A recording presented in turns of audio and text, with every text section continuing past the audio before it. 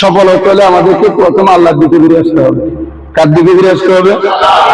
আল্লাহর দিকে ফিরে আসতে হবে। আল্লাহর দিকে ফিরে আসার জন্য আমাদের করণীয় কি? আল্লাহর দিকে ফিরে আসার করণীয় কি? আল্লাহর ইবাদত করা। আল্লাহর দিকে ফিরে আসার করণীয় কি? আল্লাহর ইবাদত করা। আল্লাহর ইবাদত করব প্রধানত চার ভাগে। এক নম্বর মৌলিক ইবাদত, এটা নিয়ে গতকালকে যথেষ্ট আলোচনা হয়েছে, এটা আপনারা আমার আলোচনা করে তাজিরা দেবেন। দুই নম্বর কর্মের ইবাদত, আজকে আলোচনা হবে কর্মের ইবাদত। কর্মের ইবাদত কি? আমি শিক্ষক, আমি তোমাদের ক্লাস করাচ্ছি, এই স্কুলে সময় দিচ্ছি, এটা আমার কর্ম, এটাই আমার ইবাদত। আমি যদি তোমাদেরকে ফাঁকি মারি, তোমাদের বেতনগুলো নিয়ে ঠিক মতো না করাই, তাহলে আমার ইবাদতে কোনো গুনাহ হবে, তাহলে এটা আমার জীবনে কোনো কাজে আসবে না। তুমি ছাত্র, তোমার ইবাদত হলো পড়ালেখা করা, তুমি যতক্ষণ পড়বে ততক্ষণ ইবাদত। একজন কৃষক যতক্ষণ কৃষি কাজ করে ততক্ষণ ইবাদত। একজন ব্যবসায়ী যতক্ষণ ব্যবসা করে ততক্ষণ ইবাদত। একজন রিক্সা চালক যতক্ষণ তিনি রিক্সা চালায় ততক্ষণ ইবাদত। প্রত্যেকটা কর্ম ইবাদত, তবে এটা হালাল করতে হতে হবে। প্রত্যেকটা কর্ম কি? প্রত্যেকটা কর্ম কি? এটা কোন করতে হতে হবে? হালাল করতে হতে হবে। তাইলে কর্ম ইবাদত। আমি যাই করি না, এই যে তুমি কবি লিখতেছ, ইবাদত। যদি তুমি লেখাপড়া না করো, সময় নষ্ট করো, তাহলে আর ইবাদত হলো না তো, তাহলে জীবন আর বরকত আসবে না তো। এই জন্য বলা হয় কর্ম হলো কি? ইবাদত। কর্ম হলো কি? যে কোনো কর্মকে, যে কোনো চাকরিকে, যে কোনো ব্যবসাকে, যে কোনো জ্ঞান অর্জনকে আমরা ইবাদত মনে করবো, এগুলো ইবাদত। এবার আসেন দুই নম্বর, চিন্তা ও মনের সমন্বিত ইবাদত।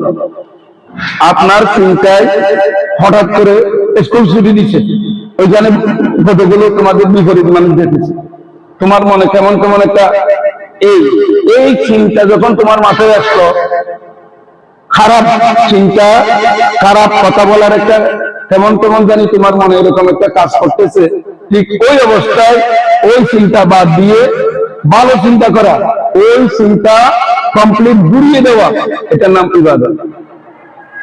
এটা হলো চিন্তার ইবাদত।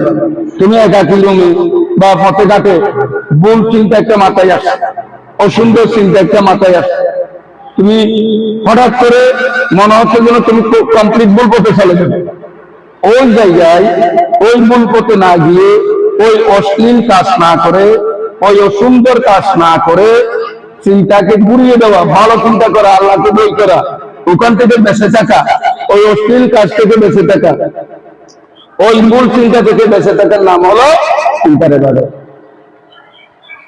মনে থাকবে, মনের ইবাদত। আমরা তো একটা গান আছে না, ও মন মন রে মনকে নয় এত কথা বলে। মনের কাছে তো অনেক কথা বলবে, মন বলবে যে আজকে পড়িস না, মন বলবে যে শুনলে এরকম করে পেটে আছিস, মনে বলবে যে 2 দিন পরে যা স্কুলে, মনে বলবে যে আজকে সন্ধ্যা একটু ডিস্টার্ব কর। মন তো কত কথা বলবে। মন এবং চিন্তার মধ্যখানে একটা জিনিস আছে, এটার নাম হলো বিবেক। এটার নাম কি? আমার সবসময় খারাপ চিন্তা আসবে না, মাঝে মধ্যে ভালো চিন্তাও আসবে। মনে সবসময় খারাপ কল্পনা করবে না, মাঝে মধ্যে ভালো কল্পনাও করবে। কথা কি বুঝাইতে পেরেছি? ঠিক এই সময়ে বিবেকে কি বলে সেটা শুনবে, যে মনের কথা শুনবে না। বিবেক সবসময় তোমাকে বাধা দেবে।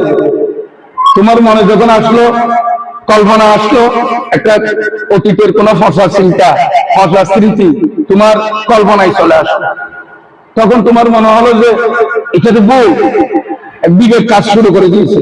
তখন বিবেকের কথা শোনা, মনের কথা না। মন অনেক কথাই বলবে। মন বলবে যে আজকে ক্লাস না করে বসে থাক, মিথ্যা বল, মাথা ঘুরে ফেলো। বিবেক বলবে যে না, আজকে যদি ক্লাস চলে যায় তাহলে আমার গণিত, ইংরেজি, বাংলা গুরুত্বপূর্ণ ক্লাসগুলো চলে গেলে আমি তো আর পাবো না, সুতরাং আমি কি করব? ক্লাসে চলে যাব। তখন মনের কথা না শুনে বিবেকের কথা শুনবে। কথা কি বুঝাইতে পেরেছি?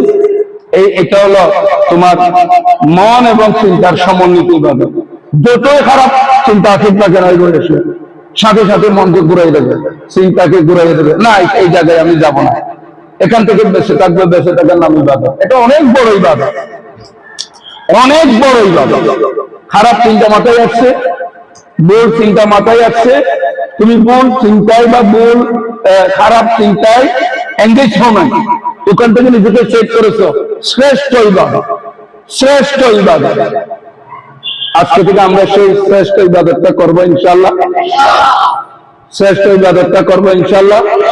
খারাপ চিন্তা মাথায় আসছে, ভুল চিন্তা মাথায় আসছে, লেখাপড়া করতে ইচ্ছা হচ্ছে না, সব সময় ভেজাল ভেজাল, এগুলো অন্তরের ভিতরে কেমন কেমন জানি করতেছে, ওই অবস্থায় নিজেকে ভাবা না এটা আমার জন্য ভুল, এই চিন্তা নিয়ে আমি চলবো না, আমি জীবনকে পরিবর্তন করব, আমি এই অশ্লীল কাজে যাব না, এই অসুন্দর কাজে আমি যাব না। এখান থেকে চিন্তা করো, ওখান থেকে ওই চিন্তা থেকে নতুন চিন্তা দিয়ে এটাকে দেখে ফেলে, ভালো চিন্তা দিয়ে এটাকে দেখে ফেলে খারাপ কাজ থেকে বেঁচে থাকার নাম হলে যাও। এটা অনেক বড় যাবে, ক্লিয়ার? আরেকটা হলো কি, ভালো করে বলেন, আরেকটা কি? আচরণের ইবাদত। আচরণের ইবাদত অনেক আলোচনা, সুন্দর আচরণের বৈশিষ্ট্য, এইটা এগুলো সব ইবাদত। আপনি কাউকে একটা সালাম দিয়েছেন, ইবাদত। আর আপনি আপনার কারণে কারো ক্ষতি হচ্ছে কিনা বিবেচনা করে হাঁটলেন, হাঁটার সময় আপনি যেমন তেমন হাঁটতে পারেন না, আপনি এটা করলেন না, আপনি খুব ভদ্রতার সাথে হাঁটলেন, ইবাদত। ইবাদত। আপনার কারণে আপনার ক্লাসে কোনোদিন কারো ক্ষতি হয় নাই, সমাজে কোনো ক্ষতি হয় নাই, আপনি সোজা সম্মানের সাথে ভদ্রতার সাথে স্মার্ট হেঁটে চলে যাচ্ছেন, ইবাদত। কারো ক্ষতি না করা ইবাদত, এটা মনে রাখবেন, কারো ক্ষতি না করা একটা ইবাদত। কোনোদিন আমরা কারো ক্ষতি করবো না, এবং ভুলে ক্ষতি যদি হয়ে যায় সাথে সাথে ক্ষমা করে নেব, ভাই আমি খেয়াল করি না যে আমাকে ক্ষমা করবো, এগুলো ইবাদত। আমরা যদি এই ইবাদত গুলো করতে পারি না, আমরা আবার পৃথিবীর শ্রেষ্ঠ জাতি হবে। আমরা কারো পিছনে লেগে থেকে তার ক্ষতি করার জন্য সারা জীবন তাকে মন্দ নামে ডাকা, বিভিন্ন ফসা কথা বলা, তাদের পরিবার নিয়ে ফসা কথা বলা, এগুলো তো আমাদের মানে বংশানুক্রমিক এই খারাপ অভ্যাস গুলো আমাদের ভিতরে আছে। আমাদের উপর থেকে নিচে পর্যন্ত এই মানুষগুলো খারাপ চর্চা করে না, এটা অসম্ভব খারাপ পাপের কাজ, অসম্ভব গুনার কাজ। আমরা কোনোদিন কারোর পিছনে ফসা কথা বলবো না। এই যে বিভিন্ন নামে ডাকে না, তোমরা কিটাই নাম বলো আর কি, বিভিন্ন নাম, এগুলো খুব জীবনে করবো না। কারণ তুমি যদি একে কিটাই নামে ডাকো, সে মনে কষ্ট পাবে, কষ্ট পাওয়া মানে তোমার গুনাহ হয়ে গেল, পাপ হয়ে গেল। আর একজনের কষ্ট পাওয়া মানে তোমার পাপ, তোমার কথা আরেকজনের কষ্ট পাইছে, এটাই তোমার পাপ। এই পাপ থেকে, এই গুনাহ থেকে আমাদেরকে বিরত থাকতে হবে ইনশাআল্লাহ। মন্দের জবাব ভালো দিয়ে দেওয়া, কেউ কোনো কারণে ভুলে তোমাকে একটা গালি দিয়েছে, তুমি গালির পরিবর্তে গালি দেবে না, মন্দের পরিবর্তে মন্দ দিয়ে জবাব দেবে না। ধাক্কা দিয়ে তোমাকে দিয়ে ফেলে দেখো, তুমি তাকে ধাক্কা দিয়ে ফেলে দেবে না, এগুলাই ভাব। আজকে আমরা বাংলাদেশে কিছু রত্ন তৈরি করতে চাই ইনশাআল্লাহ, কতগুলা হীরের টুকরো তৈরি করতে চাই, পৃথিবীর শ্রেষ্ঠ সন্তান তৈরি করতে চাই।